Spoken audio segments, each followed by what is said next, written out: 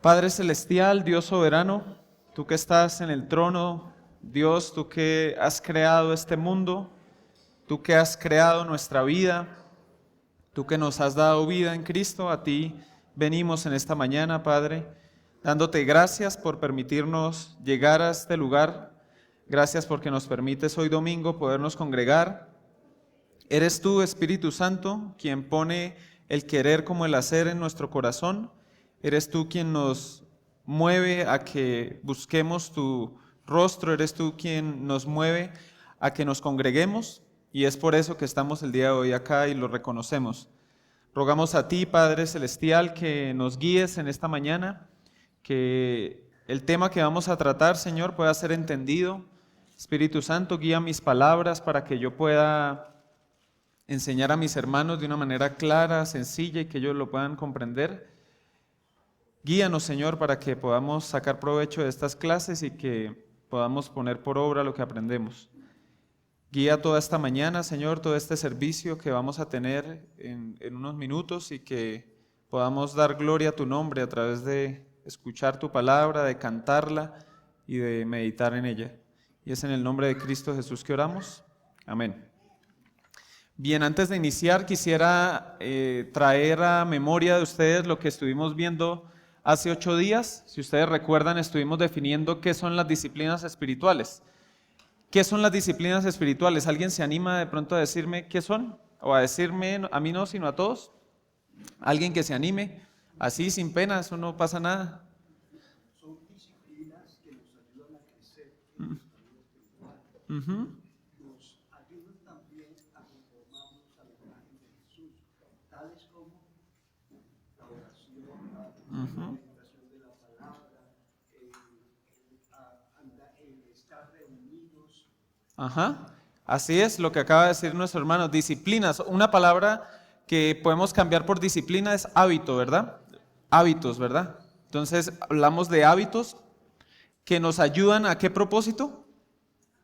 Romanos 8, a ser como Cristo, ¿verdad? Ese es el propósito por el cual Dios nos ha llamado, nos ha justificado, etcétera, según Romanos capítulo 8, versículo 29 al 32, para ser conformados a la imagen de Cristo. Entonces, vimos algunas ideas erróneas respecto a las disciplinas espirituales. ¿Qué ideas erróneas recuerdan de pronto? No es un fin en sí mismas, ¿verdad? Las disciplinas espirituales no son el fin es ser como Cristo. Otra idea errónea que de pronto ustedes recuerdan. ¿Qué idea errónea de pronto recuerdan de las que vimos? No son Exacto, no producen crecimiento por sí mismo, el crecimiento lo da Dios a través de su palabra, Él de manera soberana lo da. Y otra muy importante que yo creo todos debemos tener siempre presente es que las disciplinas espirituales, los hábitos espirituales que nosotros desarrollemos, no son actividades desconectadas del Evangelio. No pueden estar nunca desconectadas del Evangelio porque si no nos vamos a convertir en unos fariseos, que es lo que les pasó a los fariseos. En ese tiempo intertestamentario, ellos tenían una devoción a Dios al principio, querían obedecer la ley de Dios, porque el pueblo de Israel se estaba apartando hacia el helenismo y otras culturas, pero en el camino ellos se equivocaron, dejaron de un lado la gracia, creyeron que se podían ganar el favor de Dios por lo que ellos hacían, y pues ahí resulta todo lo que vemos en el Nuevo Testamento. Hablamos de la primera disciplina espiritual que fue la lectura bíblica y la meditación de la palabra de Dios.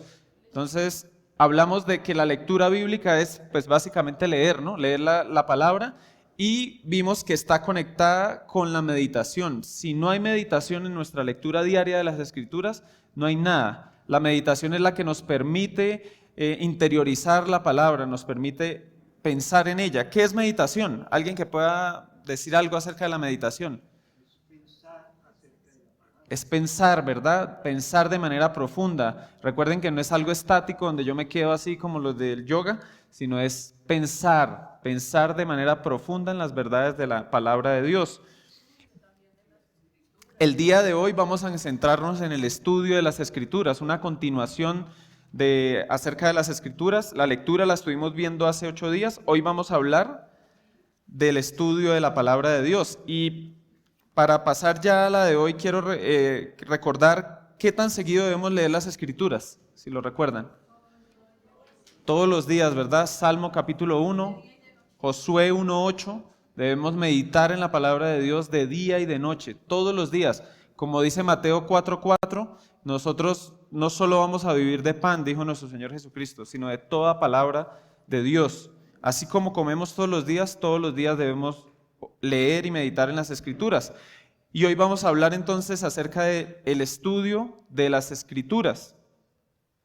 Existe una diferencia grande, o más o menos grande, entre estudiar las Escrituras y leerlas. ¿Cuál es la diferencia entre estudiar las Escrituras y leerlas? Cuando nosotros hablamos de lectura bíblica, hablamos de sentarnos en nuestro escritorio, en una sillita, tener nuestra Biblia y leerla, simplemente leerla, meditar y pensar. Ahora, el estudio de las Escrituras demanda esfuerzo. Si usted busca una definición de estudio, ahí la primera palabra que probablemente le va a salir es esfuerzo. Hay un trabajo en estudiar. Si usted quiere estudiar algo, tiene que esforzarse, tiene que trabajar en ello. Entonces, aquí una definición. El estudio de las Escrituras es un esfuerzo diligente por comprender el significado de las Escrituras para que lo podamos aplicar a nuestra vida en dependencia del Espíritu Santo. Esa es una definición de estudio de las Escrituras. Entonces es algo que demanda esfuerzo, toma tiempo, debe haber una dedicación por parte de nosotros.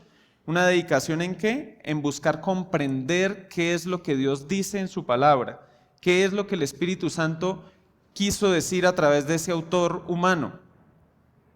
Lamentablemente son muy pocos los cristianos que hoy en día estudian la palabra de Dios, son pocos. De pronto muchos la leen, ¿verdad? La leen de manera continua, pero son pocos los que deciden estudiarla con ánimo. Y hay mitos por los cuales los cristianos no estudian la Biblia. Y vamos a ver 2 mitos por los que los cristianos no estudian la Biblia. El primer mito es: la Biblia es muy difícil de entender y solo los pastores o teólogos pueden estudiarla. Eso es uno de los mitos que se presentan. Quizás de pronto usted cree eso, que la Biblia es súper difícil, es un libro antiguo y yo tengo que meterme al CEMDEX para poder estudiar la Biblia. Porque acá promocionamos bastante el seminario, entonces usted, no, pero yo la verdad no tengo plata ahorita, no tengo tiempo, entonces por allá en 3 años voy a estudiar la Biblia. Eso puede ser una excusa, es una excusa por la cual el cristiano no estudia la Biblia. Pero esto es una mentira, en realidad. El doctor R.C. Sproul, que ya falleció, él decía que si usted puede leer el periódico, usted está capacitado para estudiar la Biblia. Si usted puede leer el periódico, y yo creo algunos periódicos, ya no el digital, de pronto las noticias, usted puede leer la Biblia, usted puede estudiar la Biblia, si usted puede leer.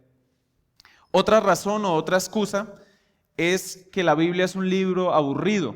Muchos creen esto, la Biblia en realidad es un libro aburrido, la verdad es complicado y es aburrido. No veo algo ahí que pueda aplicar para mí, es un libro anticuado que habla de siglos atrás. Imagínese Abraham en Ur de los Caldeos, ¿eso qué tiene que ver conmigo? Esa es una de las excusas, pero esto está muy lejos de la realidad. Las Escrituras no son aburridas, las Escrituras están vivas. Ellas están vivas y están vivas porque son inspiradas por Dios, pero además, si vamos a las Escrituras, nosotros vemos historias vívidas, de personas vívidas, personas que vivieron en un tiempo, personas que se parecen mucho a nosotros. ¿En qué se parecen? Pues no físicamente porque no las podemos ver, pero sus realidades son muy similares a nuestras realidades. Es decir, las luchas que tuvo Abraham, Jacob, Moisés, David, son las luchas que nosotros tenemos también el día de hoy. Por eso las Escrituras son vivas, por eso nosotros, en las Escrituras nosotros podemos encontrar cosas prácticas para nosotros hoy, que nos hablan hoy, a diferencia de cualquier otro libro. Nosotros nos sentimos muy identificados con los personajes de la Biblia. Recuerden lo que dijo Santiago, el capítulo 5, versículo 17.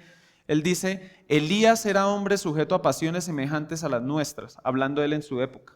Nosotros lo podemos decir hoy. Elías era un hombre sujeto a pasiones semejantes a las nuestras. Lo mismo Moisés, lo mismo David, etc. Por eso no es un libro aburrido. Eso es una excusa. ¿Y cómo respondemos nosotros a estas dos excusas?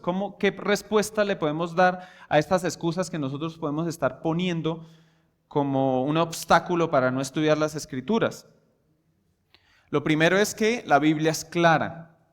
Decimos, no, es que la Biblia es compleja, solo los eruditos, los teólogos la pueden estudiar. No, es una mentira, la Biblia es clara. Eso es un mito. La Biblia es clara. Los reformadores del siglo XVI, Martín Lutero, Juan Calvino, todos ellos creyeron plenamente en una doctrina que se llama la claridad de las Escrituras. La claridad de las Escrituras. De pronto usted en los libros de teología va a encontrar eso como la perspicuidad de las Escrituras. Es una palabra muy confusa para decir claridad, ¿no? Pero de ahí viene la palabra claridad, del latín, por eso ellos decían perspicuidad. Ellos afirmaban entonces que la Biblia es clara, que es lúcida y lo suficientemente sencilla para que todo cristiano pueda entender su mensaje básico. Suficientemente sencilla y clara para que todo cristiano pueda entender su mensaje básico. Ciertamente un cristiano que no tiene una formación rigurosa en los idiomas originales, en el griego, en el hebreo, en la exégesis, pues algunos pasajes le va a ser más complicado comprenderlos. Es normal porque la Biblia fue escrita en otros idiomas. Es lo lógico como con cualquier otro libro. No va a ser fácil entender algunas cosas. Pero la mayoría del mensaje, yo diría el 90% del mensaje de las Escrituras, toda persona que sabe leer lo puede estudiar y lo puede entender con toda facilidad. No tiene que ir a un seminario, no tiene que ir al CEMDEX. De pronto los que ya están y ayer estaban en la clase, estoy perdiendo mi plática. No. Qué bueno que puedan ir al seminario si quieren prepararse, pero si no puede, no se sienta frustrado. Usted puede estudiar la Biblia. Piensen esto, Dios es quien ha revelado su palabra. Él se ha revelado a sí mismo en las Escrituras. Dios quiere que usted obedezca su voluntad. Y si Él quiere que usted obedezca su voluntad, ¿ustedes creen que Él se lo va a mostrar de una manera abstracta y confusa? No, Él lo va a mostrar de una manera clara. Entonces las Escrituras son claras. Salmo capítulo 19, versículo 9 al 10. Salmo 19, un salmo muy hermoso que nos habla acerca de la revelación de Dios en la creación, y en la segunda parte nos habla de la revelación de Dios en las Escrituras, la revelación especial. Versículo 9 dice, el temor de Jehová es limpio, que permanece para siempre. Los juicios de Jehová, ahí se está refiriendo a la Torá, a las Escrituras, los juicios de Jehová son verdad, todos justos. Deseables son más que el oro y más que mucho oro afinado, y dulce más que miel y que la que destila del panal.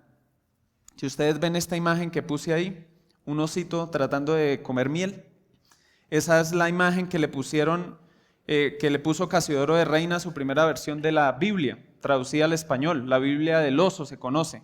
Y piensen en ese oso. Yo estuve leyendo y a los osos les encanta la miel. Y eso es lo que quiere ilustrar con base en este pasaje, es que la Biblia es como esa miel.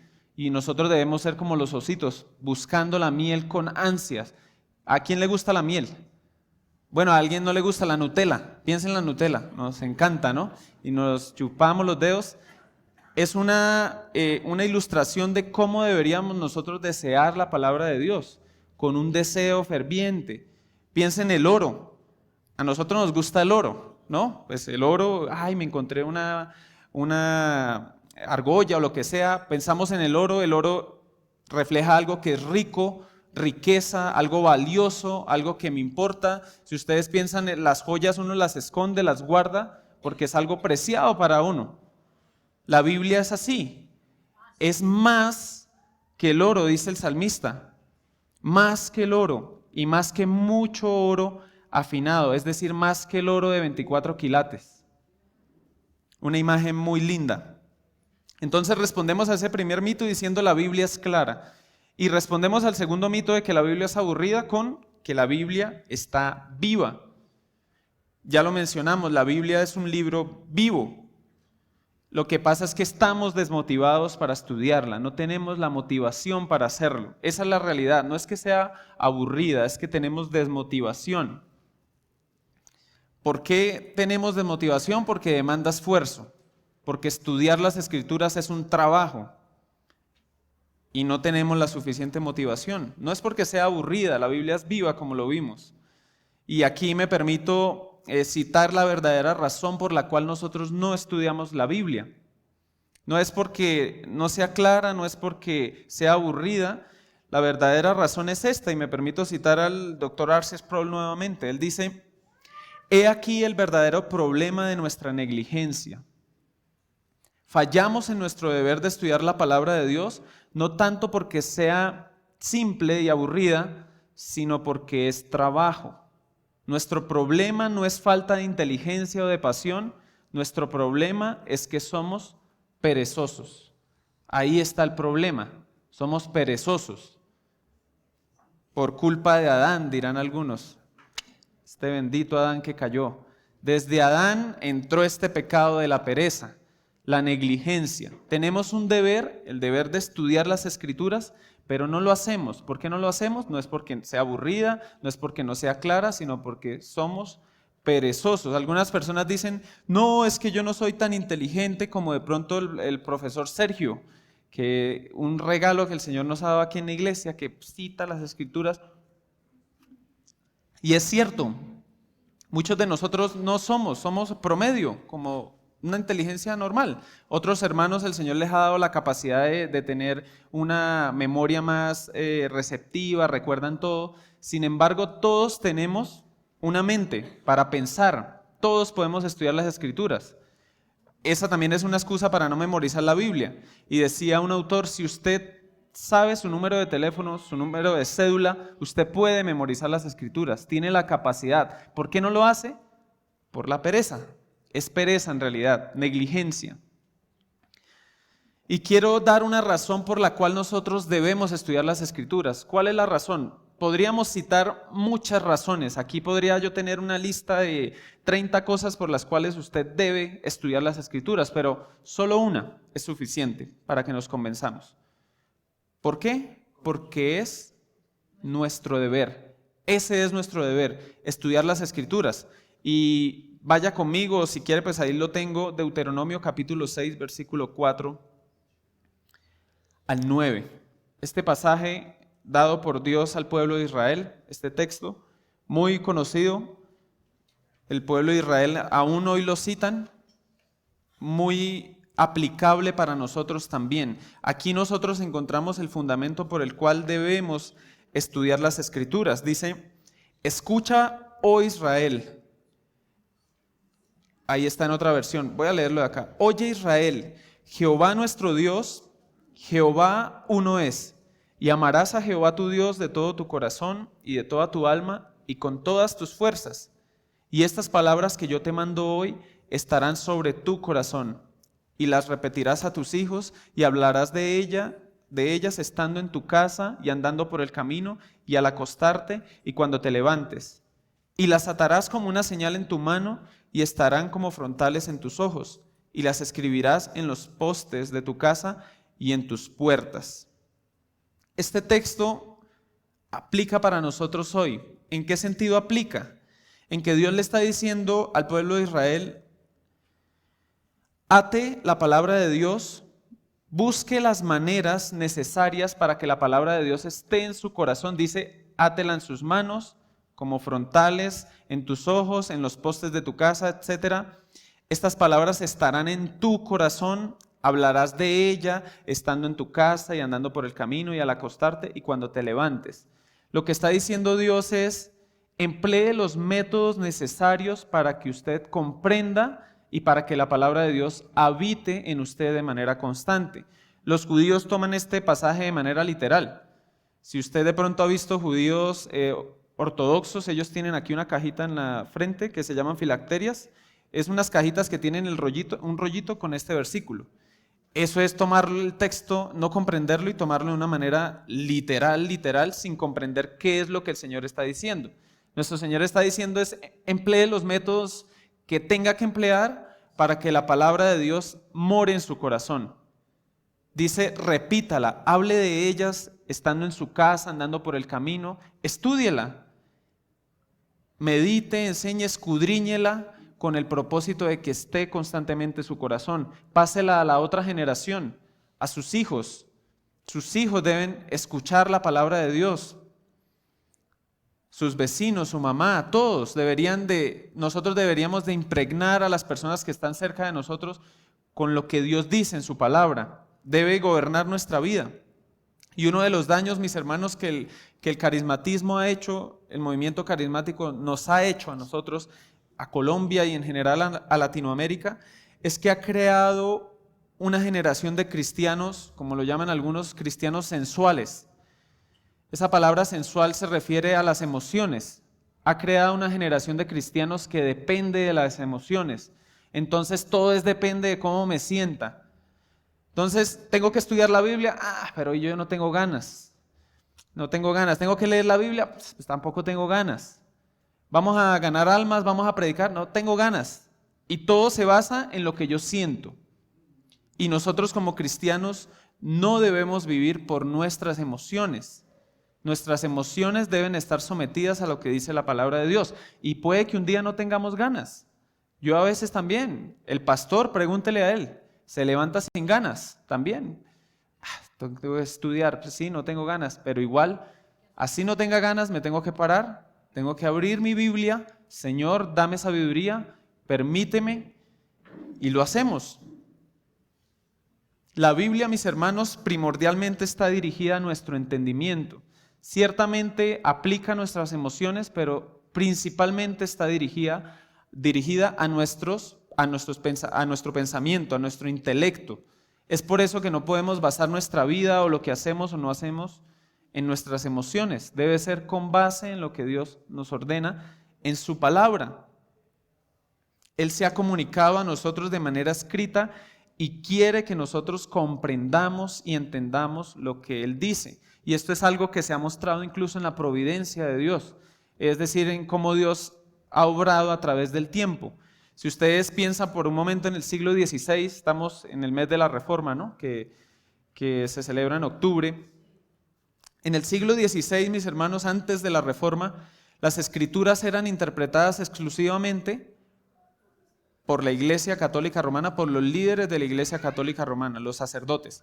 La Biblia solo estaba en latín y las personas del pueblo, la mayoría no hablaban latín, pues si estaban en Alemania hablaban alemán. Y no tenían acceso a las Escrituras. Eso era un problema grave. No tenían acceso a ellas. Pero Dios de manera providencial usó hombres.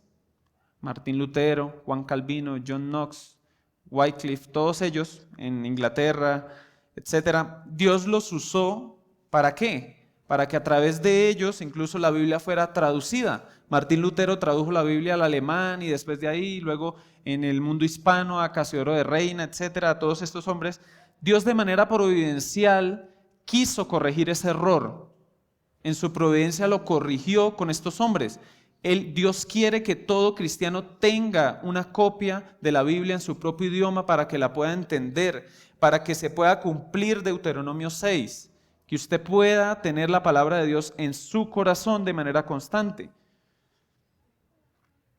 Para eso lo hizo. Muchos cristianos murieron en la hoguera, sobre todo en Inglaterra. Fueron quemados vivos, hermanos, por el simple hecho de querer traducir la Biblia. Esto no fue en vano, o no hagamos que esto haya sido en vano al estudiar las Escrituras.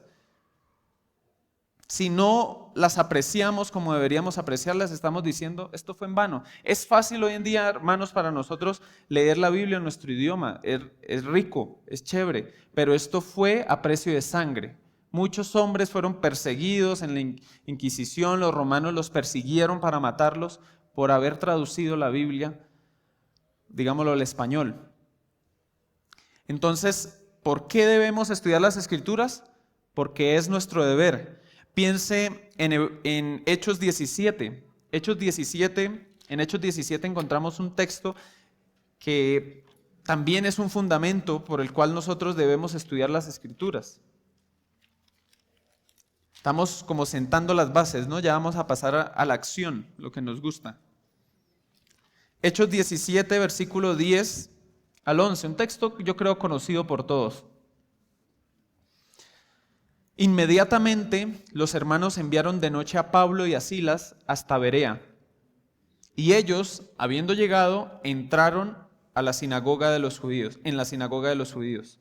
Y estos eran más nobles que los que estaban en Tesalónica, pues recibieron la palabra con toda solicitud, escudriñando cada día las Escrituras para ver si estas cosas eran así. Así debemos ser nosotros. Yo sé que ya lo han escuchado, pero se los recuerdo. Como los bereanos, no bogotanos, sino bereanos. Como los bereanos que escudriñaban. Esa palabra escudriñar es la palabra buscar, buscar de manera diligente. Se me cayó algo, esta semana perdí mi argolla y duré como 2 días porque mi hijo se puso a jugar con ella. Y yo parecía un loquito buscándola debajo del sofá, ¿dónde está mi argolla? Etcétera. Escudriñar, buscar con un afán de encontrar algo. Así debemos ir a las Escrituras. Piensen en que Pablo, el apóstol Pablo, que ya era muy famoso en esta época, llegó a Berea y él vino a predicar y los bereanos, sí, Pablo, pues yo no le voy a comer entero a Pablo. Vamos a ver en el Antiguo Testamento si lo que este fulano me está diciendo es verdad. Vamos a constatar con lo que dice la ley, si acerca de este Cristo, de este profeta que iba a venir, ¿será que sí es verdad? Pues vamos a ver si es verdad. Así actuaron los bereanos, así debemos actuar nosotros. Viene Fernando Jaime, porque es Fernando Jaime, le voy a comer entero. No, yo voy, escudriño, sí, está de acuerdo. Es una ilustración, ¿no, hermanos? No es que ahora sean muy duros con el pastor Fernando, pero sí debemos ser diligentes en que lo que se me está enseñando es cierto, porque la mayoría de nosotros ya venimos de un contexto en el que comíamos entero. Entonces, porque el orador que se paraba aquí hablaba muy bonito y era medio simpático y usaba chaquetas de jean, entonces ya, no, eso es palabra de Dios, el profeta. No, debemos escudriñar, aun si viniera MacArthur, escudriñar, ¿qué es lo que dice la Biblia? Juan 5:39, otro pasaje que nos muestra este deber, que debemos estudiar las Escrituras porque es nuestro deber. Juan 5:39. Escudriñad las Escrituras, porque a vosotros os parece que en ella tenéis la vida eterna, y ellas son las que dan testimonio de mí. Cristo le está hablando aquí a los mensajeros de Juan, y Él les está diciendo, escudriñad las Escrituras. Eso aplica también a nosotros. La misma palabra que usaban los bereanos, que ellos buscaban de manera diligente, es esta: escudriñad las Escrituras. Cristo le dijo a ellos, aplica a nosotros, porque a vosotros os parece que en ellas tenéis la vida eterna y ellas son las que dan testimonio de mí. Los cristianos del primer siglo como nosotros debemos buscar qué es lo que dicen las Escrituras, comprender, entender. Ellos, por supuesto, necesitaban entenderlas para ver quién era Cristo. Nosotros, por supuesto, tenemos que estudiarlas para entender quién es Jesucristo. Y ahora pasemos a la acción. Ya hemos visto, respondido a estos mitos. Si usted tiene esos mitos en su cabeza, ya yo creo hoy se borraron, gracias a la palabra de Dios. Pero hemos visto también por qué debemos estudiar las Escrituras, porque es nuestro deber, pero vamos ahora a la acción. ¿Cómo estudiamos las Escrituras? ¿Cómo nosotros podemos desarrollar este hábito de estudiar las Escrituras? Y hay una palabra que aparece ahí que es hermenéutica. Para estudiar la Biblia, mis hermanos, es necesario comprender algunas reglas básicas. Y ahí es donde algunos dirán, ya empezaron. Ahora sí ya empezó el dolor de cabeza.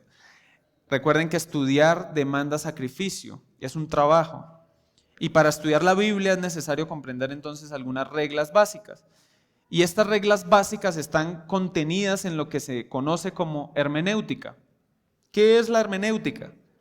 La hermenéutica es la ciencia o el arte o ciencia y arte de la interpretación. Ciencia de la interpretación básicamente. La hermenéutica presenta las reglas básicas de interpretación, no solamente de la Biblia, sino de cualquier otro libro. Todos los libros se interpretan con base en la hermenéutica. Incluso, si ustedes lo piensan, la Constitución Política de Colombia, para interpretarla hay que aplicar la hermenéutica. Entonces, la hermenéutica nos presenta las reglas básicas del juego.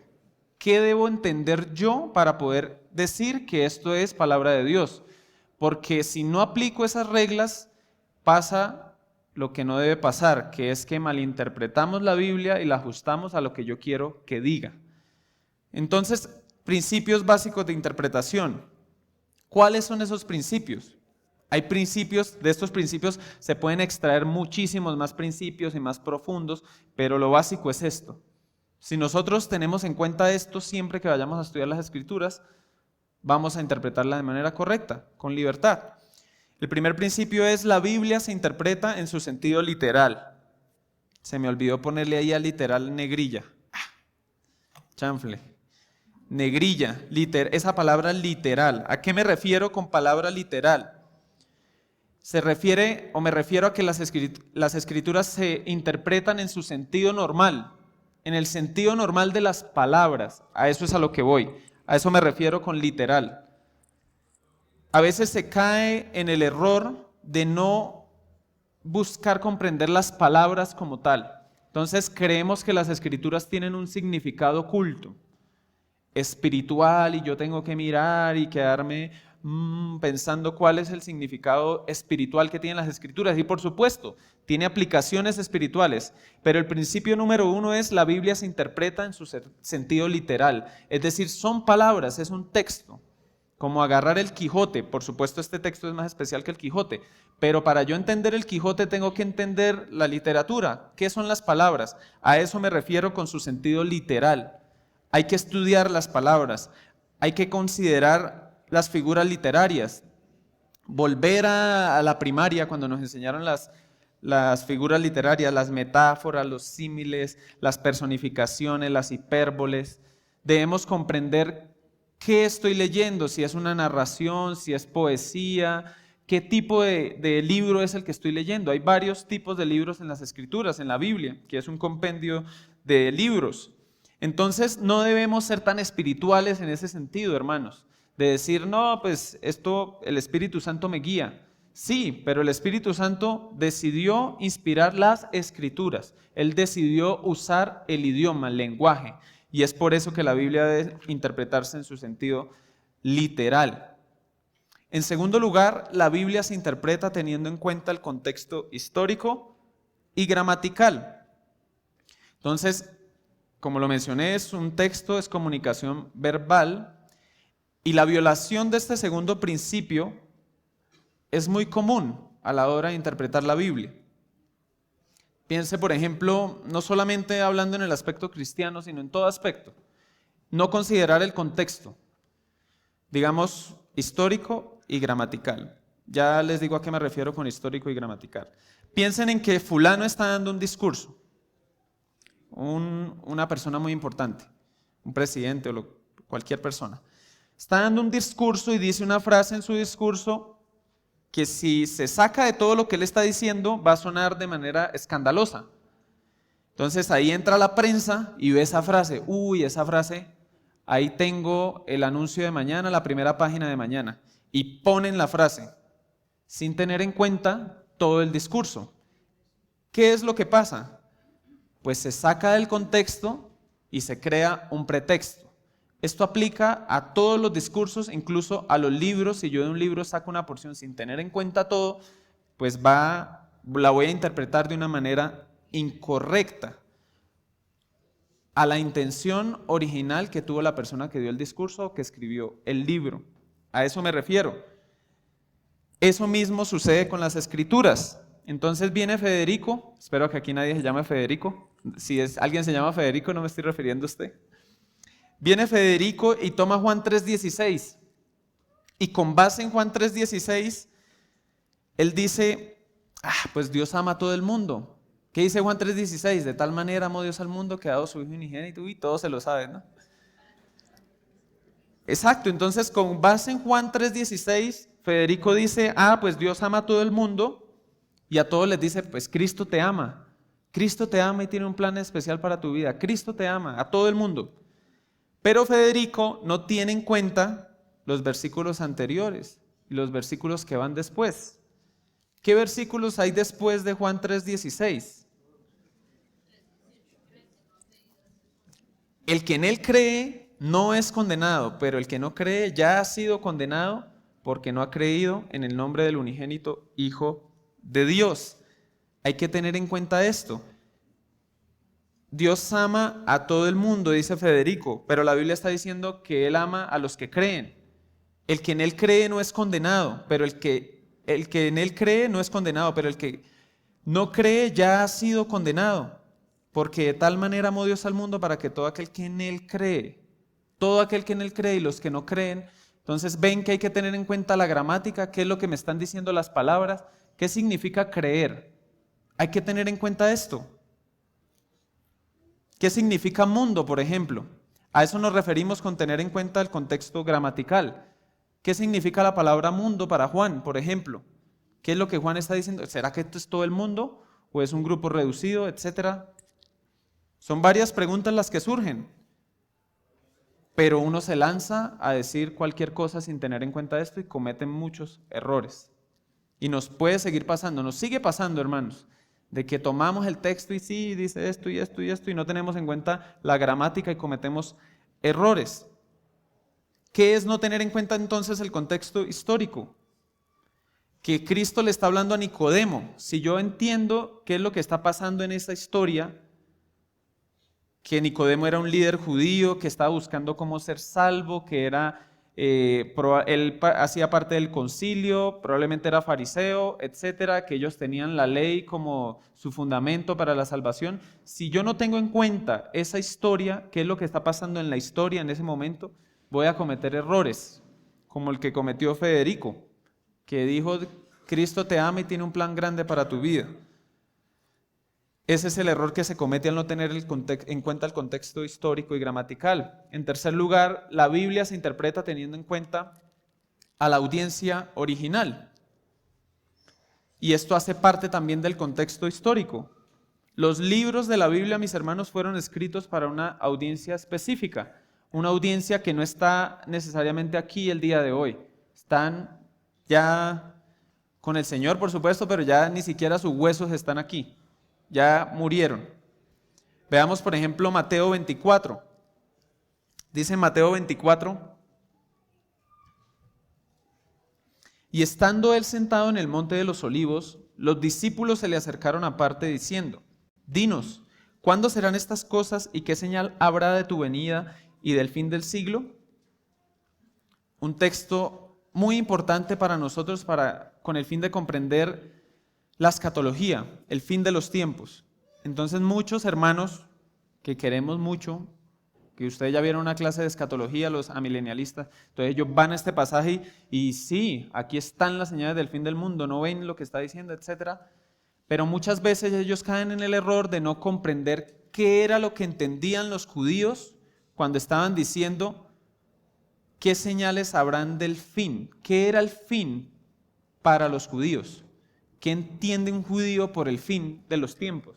Es importante, si yo quiero comprender qué está diciendo Mateo 24, yo debo comprender qué es el fin para ellos, qué entendía un judío acerca del fin. Esperen, me pongo aquí, ahora sí. Bueno, es que me lo cambiaron ahorita, hermanos, perdón. Entonces el otro estaba funcionando mejor. Entonces, si yo quiero comprender qué es lo que dice este texto, yo debo entender qué creen los judíos acerca del fin. ¿Qué creen los judíos acerca del fin de los tiempos? Es una pregunta importante, porque Cristo le va a hablar a ellos, a los que le están preguntando. Antes de yo sacar las implicaciones para mí, yo debo saber, hombre, ¿qué creían ellos? ¿Qué iban a entender ellos de todo lo que Él les va a decir? Otro ejemplo es Éxodo 33:1. En Éxodo 33:1 dice, deja este lugar y lleva al pueblo que sacaste de Egipto a la tierra que les prometí. Dios le está hablando a Moisés, a Abraham, a Isaac y a Jacob. Entonces Dios le dice, Yo saqué al pueblo de Egipto, llévalos a la tierra prometida, a la tierra que yo le prometí a Abraham, a Isaac y a Jacob. Yo les aseguré que esa tierra sería para sus descendientes. Es tan rica que siempre hay abundancia de alimentos. Hay que entender qué entendía Moisés por tierra prometida. ¿Qué entendían los judíos por la tierra prometida? Hay que hacerse esa pregunta. Porque si no le pasa, nos puede pasar lo que le pasó hace poco a un líder, o un cantante cristiano muy famoso. Cuando Colombia jugó la final de la Copa América, si ustedes recuerdan, un cantante muy famoso fue allá a estar con los jugadores en Estados Unidos y etcétera, y muy emocionado, muy fervoroso. Él dijo que la tierra prometida es que Colombia iba a ganar la Copa América. Piensen en eso. O sea, hermanos, eso es ridículo. Es como de niños, es como ver un niño hablando que la tierra prometida es que Colombia iba a ganar la Copa América. Y yo digo, eso es no tener en cuenta las palabras, el sentido de las palabras. Es básico, hermanos. Dios le está hablando al pueblo de Israel, le está hablando a Moisés. Pues yo debo preguntarme, ¿qué entendían ellos por tierra prometida? ¿Pero qué es la fácil? Tierra prometida es todo lo que yo quiero de pronto lograr. Entonces mis metas, esa es la tierra prometida. Quiero un nuevo trabajo, esa es la tierra prometida. Eso es dejar a un lado la mente y no pensar. Para no caer en ese error, debemos seguir este principio. La Biblia se interpreta teniendo en cuenta a la audiencia original. ¿Qué quería decir el texto para ellos? Y con la ayuda del Espíritu Santo, nosotros teniendo en cuenta estos principios, vamos a comprender o vamos a interpretar las Escrituras y vamos a extraer lo que Dios quiere para nosotros el día de hoy, los principios que están ahí. Entonces, para estudiar las Escrituras hay que tener en cuenta la hermenéutica, estos principios, hay que tenerlos interiorizados. Conforme usted los tenga en cuenta, se va a hacer natural para usted ir a un texto y, pero yo debo entenderle en el sentido de las palabras, pues debo estudiar las palabras, obviamente dependiendo del Espíritu Santo, pero debo hacer un estudio de palabras. ¿Qué me dice esta palabra? Esta palabra significa. Ir a un diccionario, el de la Real Academia, es el español. Vamos al español, ¿qué vemos? Etcétera. Ya entiendo más o menos esta palabra. De pronto un diccionario con significados etimológicos. ¿De dónde viene esta palabra? Por ejemplo, claridad. Uno dice, pero esos teólogos hablan de unos términos todos raros al usar perspicuidad. ¿Pero por qué se usa perspicuidad? Porque Lutero y todos los reformadores usaban estas palabras, porque era del latín. Entonces yo digo, pero ya entiendo que era del latín. Muchas palabras en la Biblia del español vienen del latín, otras del griego, etc. Entonces, en dependencia del Espíritu Santo, teniendo en cuenta estos principios, vamos a interpretar de manera correcta la Biblia y vamos a poder estudiarla. Entonces, quiero hablar ahora de la disciplina de estudiar las Escrituras. Hemos estado hablando, dando el fundamento de cómo estudiar las Escrituras, ahora disciplinándonos en el estudio de las Escrituras. ¿Qué debemos hacer? En primer lugar, escoja un libro a estudiar y léalo completo. Entonces, usted tiene su lectura. Hace 8 días hablábamos de que en los consejos, de que tome la Biblia y léala en orden. Bien sea desde Génesis hasta Apocalipsis, es el ideal, pero usted puede empezar Génesis y a la vez leer Mateo, o decir, yo quiero leer el Nuevo Testamento primero, pues léalo, no es ley que tiene que empezar desde Génesis, tiene la libertad, pero no empiece de pronto, no, pues voy a empezar en Apocalipsis y termino en Génesis, o en Apocalipsis y termino en Mateo. No, porque la Biblia tiene un orden, hay que seguir ese orden, lo mismo para estudiar la Biblia. Lo ideal, mis hermanos, es hacerlo de una manera ordenada. Escoja un libro a estudiar. Escoja un libro, puede ser del Antiguo Testamento, ahora sí mejor. Pero esto se va a ver feo en la cámara, que me perdonen. Dirán que tengo un barro acá grandísimo. Entonces, escoja un libro a estudiar. Piense en un libro, el que quiera. Puede ser el que usted está leyendo todos los días. Si usted está leyendo de pronto Mateo, pues estudie Mateo, puede estudiar Mateo, o quiere estudiar el libro de Romanos. De pronto usted dice, no, es que yo quiero hacer como hacen los predicadores que van a la iglesia, que ellos agarran un texto y ese es el texto, pero hay un contexto para eso.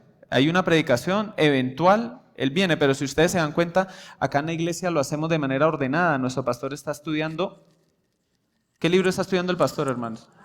¿Y qué otro? Hechos, ¿verdad? Entonces hay un orden. De esa manera, siga usted el orden. Entonces escoja Mateo. Lo primero que debe hacer es léalo completo. Mateo no fue escrito por partes.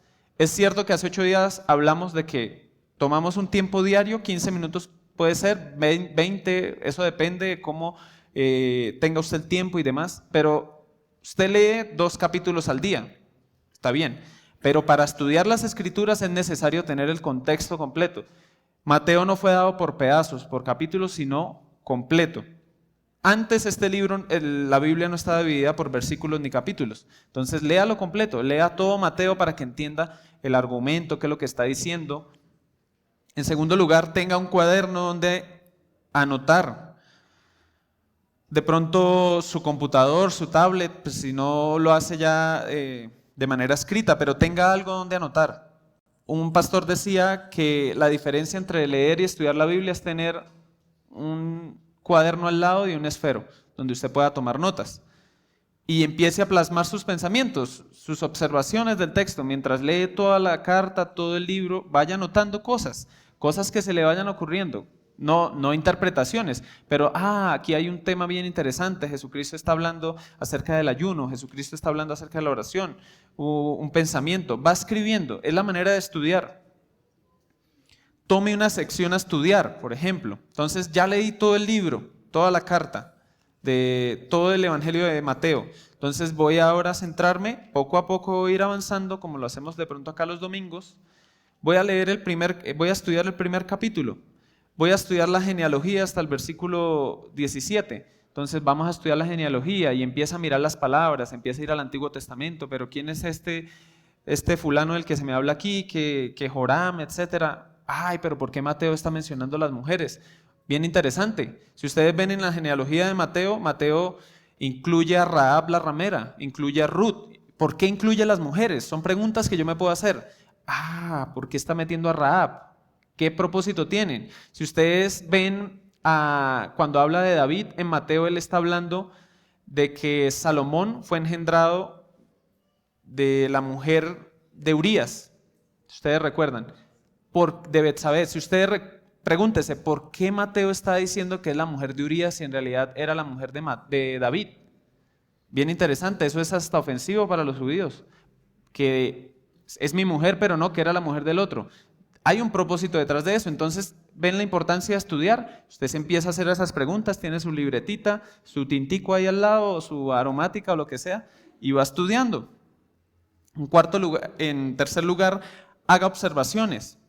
Observe el texto. Entonces dijimos que vamos a estudiar esta sección, empiece a observar. ¿Cómo podemos hacer observaciones de un texto? Hágale preguntas al pasaje. ¿Quién está hablando? ¿A quién le está hablando? ¿Cuándo? ¿Dónde? ¿Para qué? Ahí las preguntas no solamente son esas, hay muchas preguntas, las que a ustedes se les ocurra.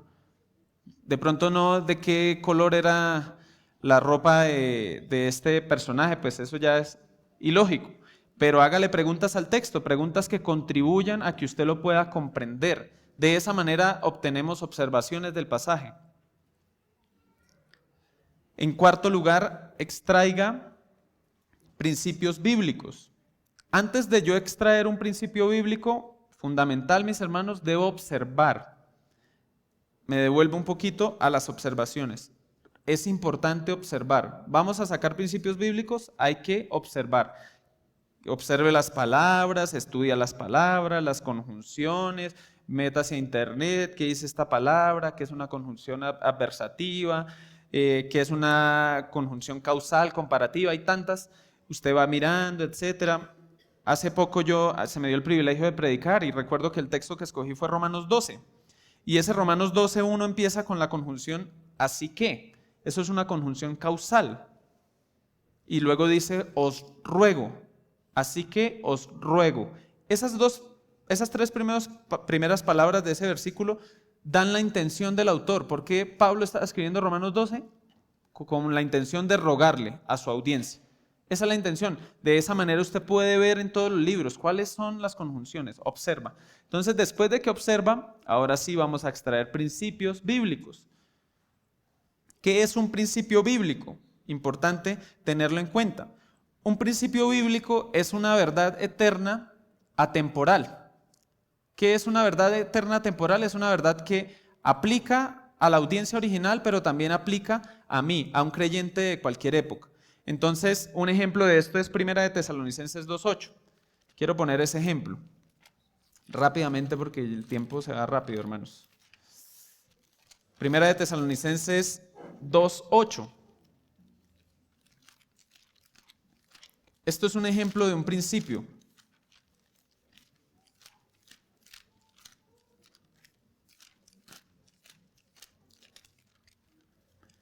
Dice así 1 de Tesalonicenses 2:8. Tan grande es nuestro afecto por vosotros que hubiéramos querido entregaros no solo el Evangelio de Dios, sino también nuestras propias vidas, porque habéis llegado a sernos muy queridos. Entonces, en este versículo, ahí hay un contexto, pues yo ya hice eso antes de traerlo, ya lo analicé, hice el trabajo por ustedes.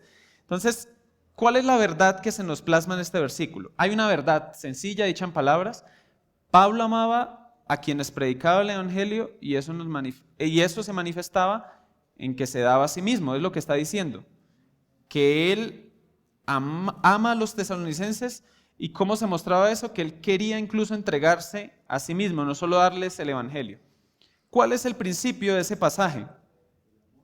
No solo debo predicar el Evangelio, sino darme a mí mismo. El creyente no solo debe predicar el Evangelio, sino darse a sí mismo. Eso es un principio que aplica a los tesalonicenses, aplica a mí también, a los de Éfeso, a todo cristiano de toda época. ¿Cuál es la aplicación?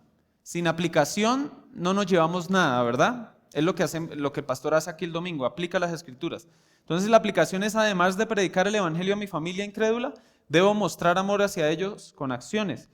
Más aplicación, ¿cómo lo puedo aplicar más? Invítelos a almorzar, por ejemplo. Invitemos a almorzar a mis familiares. O gastémosle un tintico, etc. Demuestre el amor se demuestra con acciones, y eso es lo que Pablo está queriendo decir aquí. Es una manera de extraer un principio. Esto se va puliendo con el tiempo, el punto es que usted lo puede hacer. 1 de Timoteo 2:1-4. Exhorto ante todo a que se hagan rogativas, oraciones, peticiones y acciones de gracias por todos los hombres, por los reyes y por los que están en eminencia, para que vivamos quieta y reposadamente en toda piedad y honestidad. Porque esto es bueno y agradable delante de Dios nuestro Salvador, el cual quiere que todos los hombres sean salvos y que vengan al conocimiento de la verdad. ¿Qué verdad vemos aquí? Dios nos ordena orar por la salvación de nuestros gobernantes. Esa es la verdad que está en este texto. El principio, el creyente debe orar constantemente por la salvación de sus gobernantes. Y la aplicación, sean quienes sean mis gobernantes, debo orar por su salvación. Si es el presidente Gustavo Petro, que a muchos no les gusta, gloria a Dios, debo orar por él, debo orar por su salvación. Esa es la aplicación. Dejar de hablar tan mal del presidente y orar por su salvación para que Dios lo traiga al arrepentimiento. Esa es la aplicación de este versículo. Así vamos extrayendo los principios. Algunos consejos prácticos que usted debe tener en cuenta.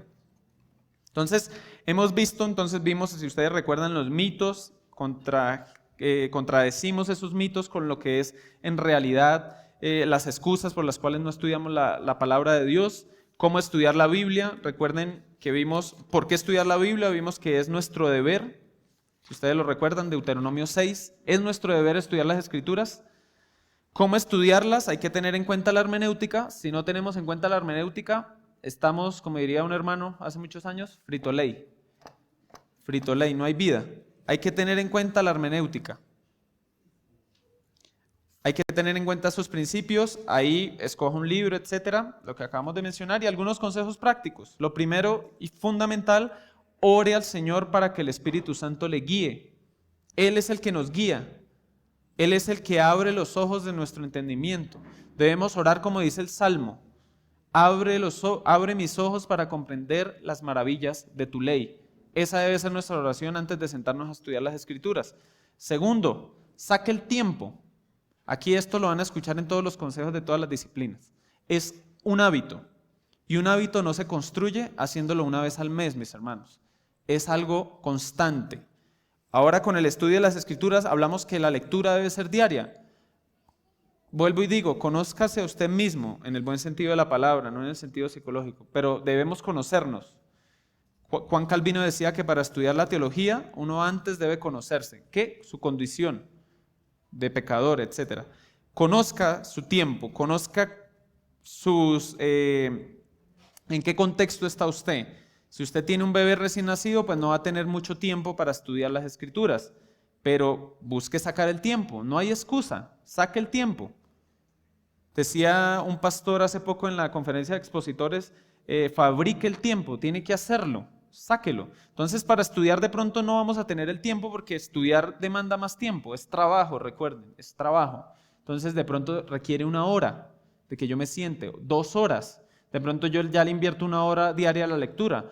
Pues entonces el estudio va a tomarme unas 2 horas de solo estudiar las Escrituras, de extraer eso, no necesariamente para enseñarle a otros, aunque ese es uno de los propósitos, pero es para mi edificación, para conocer al Señor. Saque el tiempo. En tercer lugar, estudie en un lugar adecuado. No estudie a las 10 de la noche en su cama con Netflix prendido. No, es que mi esposita está viendo la serie, pues yo voy a estudiar aquí a la par. Tenga un lugar adecuado, sea su escritorio, el comedor o en el piso. El punto es, tenga un lugar donde haya silencio, donde usted se pueda concentrar en lo que está haciendo, donde pueda trabajar en lo que va a hacer. Consiga recursos. Hay muchos recursos. Yo traje algunos ejemplos aquí, algunos ejemplares que son económicos.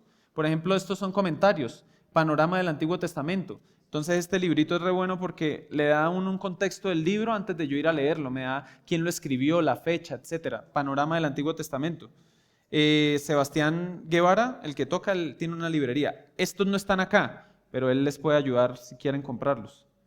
Panorama del Nuevo Testamento, este también, consiga recursos, estos no son muy caros y les van a ayudar mucho en su estudio de la Biblia. Ya si tiene un poquito más de plata, comentario de MacArthur del Nuevo Testamento. Estos comentarios son muy buenos, hermanos. Una de las críticas que más le hacen o le hacían o le hacen al pastor MacArthur es que él era muy sencillo para enseñar y que hasta un niño le puede entender.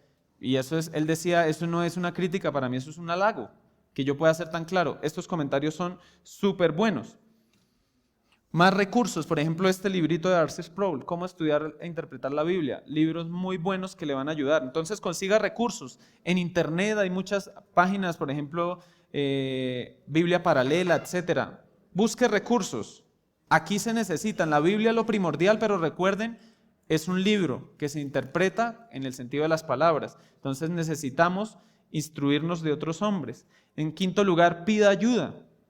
Acá en la iglesia hay hombres que han estudiado, hermanos, y no debemos, por el hecho de que ahora estamos estudiando, desechar o no reconocer que Dios ha dado a algunos hermanos otras capacidades. Los que están en el seminario son hermanos que han estudiado. Eso no es ir al seminario allá a cantar himnos. No, son hermanos que estudian de manera diligente. Y si ellos han hecho esto, pues aprovechémonos de ellos. No, aprovechemos ese recurso. Sergio, Sebastián, el pastor, Javier, etcétera, los hermanos que están preparados, los maestros de nuestra iglesia en general. Dios ha dado maestros a la iglesia, entonces porque estamos estudiando yo no necesito de maestros. No, eso no es reconocer. 1 Corintios, donde Dios dice que Él ha dado dones.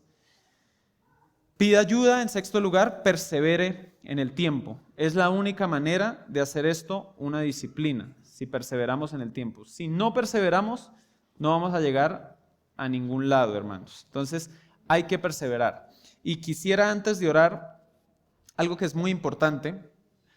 De pronto, cuando nosotros creamos, por la gracia de Dios, esta disciplina del estudio de la palabra, nos podemos sentir tentados a querer enseñar a otros, y es una de las cosas que debemos hacer, enseñar a otros. Pero en la iglesia, toda la enseñanza, con base en lo que encontramos en las Escrituras, debe ser supervisada por los ancianos. Entonces no es que ahora yo me siento el John MacArthur y estudio bíblico en mi casa, pongo 20 sillas y vengan hermanitos que les voy a enseñar. No, todo es supervisado por los ancianos de la iglesia. Diariamente yo debo estudiar las Escrituras para conocer a mi Señor y para ser conformado a la imagen de Cristo. Entonces no debe generar esto en nosotros. Recuerden, las disciplinas espirituales están conectadas con el Evangelio. Esto genera es humildad, no genera orgullo en que, ay, ahora sí yo sé, y ¿qué me tienen que enseñar a mí? Yo soy el que voy a enseñar. Sometidos al liderazgo de la iglesia. Bien, hermanos, pueden seguir por su tintico. Dios les bendiga.